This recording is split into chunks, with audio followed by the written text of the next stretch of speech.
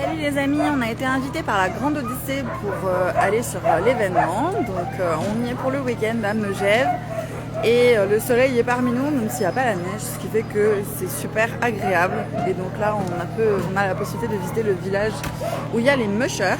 Et donc l'idée, c'est un peu de vous faire partager tout au long de la journée ce qui se passe ici, les coulisses un petit peu de la Grande Odyssée.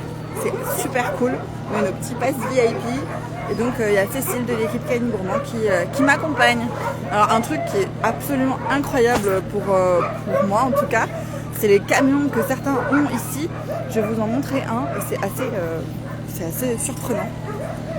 Donc c'est colossal, vraiment super bien équipé. À l'intérieur vous avez des dizaines de quenelles. Ça fait, je sais pas si vous voyez, tout le mur intérieur. Et les équipements sont incroyablement bien rangés. Donc la dame expliquait que c'était trié par taille et qu'il y avait des noms sur les harnais, etc. Enfin c'est vraiment super chouette quoi. Donc dans le truc des mushers, vous avez bien sûr les médias, vous les verrez avec les dossards.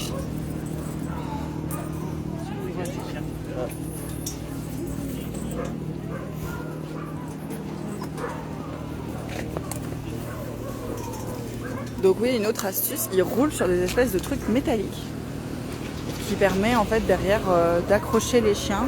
Et donc ça c'est assez pratique pour pouvoir faire les contrôles veto de manière rapide et équiper les chiens les uns après les autres tout en étant sécurisés.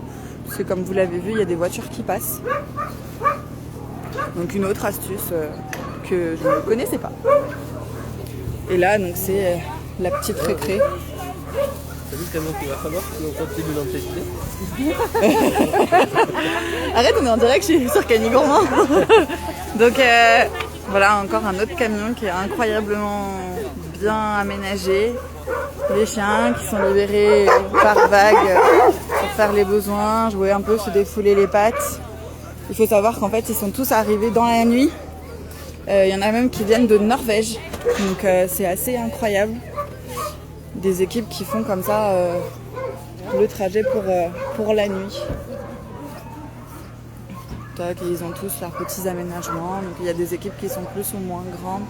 Et là c'est le contrôle veto qui est en cours. Vous voyez là, ça vient de Norvège. Hein. Vous avez le panneau norvégien. Avec le veto qui est... il y a plusieurs vétérinaires qui sont en place et qui contrôlent la santé des chiens. C'est vraiment un contrôle minutieux. On en a vu un au complet, ça passe des oreilles aux pattes, au cœur. Enfin, vraiment, c'est vraiment un contrôle poussé, quoi. Continue de faire le tour. Bon, bien sûr, mon fils est de la partie, hein, parce que sinon, c'est pas drôle. Il faut bien lui apprendre l'univers du chien le plus rapidement possible, puisque le pauvre, de toute façon, il va pas avoir trop le choix. C'est vraiment génial de pouvoir faire le tour comme ça du village des mushers. Les chiens ils sont sereins, on voit qu'ils ont l'habitude de l'homme, ils n'ont pas des réactions, ils n'ont pas du tout des réactions sur l'humain, donc c'est vraiment cool. Enfin, je m'attendais pas forcément à ça, voilà, il n'y a rien de plus, donc on va aller laisser tranquille, on s'éloigne un peu. Et il y a vraiment de tout type de chiens, là vous avez vu, il y a un chien plus typé chien de chasse, donc il n'y a pas uniquement des huskies et des races nordiques. Vous avez vraiment, vous voyez, donc ça c'est plutôt les pays du Nord qui ont ces chiens-là. Alors j'arrive pas trop à repérer la race, pourtant je suis pas non experte en chien. Mais vous voyez comme c'est foutu, c'est un peu comme du chien de chasse avec le poil très ras. Et ça vient de Norvège. Donc, je m'attendais pas forcément à ce type de chien-là sur des pays venant du Nord, parce que voilà nos préjugés ont tendance à dire que quand ça vient du Nord, il faut que ça ait du poil. Et en fait non, c'est les pays nordiques, c'est ceux qui ont des chiens avec le moins de poil. Il y a des Suisses, des Norvégiens. Bon, tout le monde est arrivé apparemment. Il y a eu une sélection drastique cette année et je pense que le manque de neige a peut-être dissuadé aussi certains équipages. Mais apparemment, il va quand même y avoir un départ ce soir. Donc on va voir où est-ce que ça va se passer. Alors quand je vous dis le manque de neige, vous n'avez pas forcément tendance à me croire parce que vous voyez les montagnes là-haut. Mais si vous regardez vraiment autour de nous, c'est assez catastrophique. Hein. Ils ont prévu de la neige demain toute la journée et on espère vraiment pour eux que ça va être le cas. Bon, je ne vais pas rester en direct H24.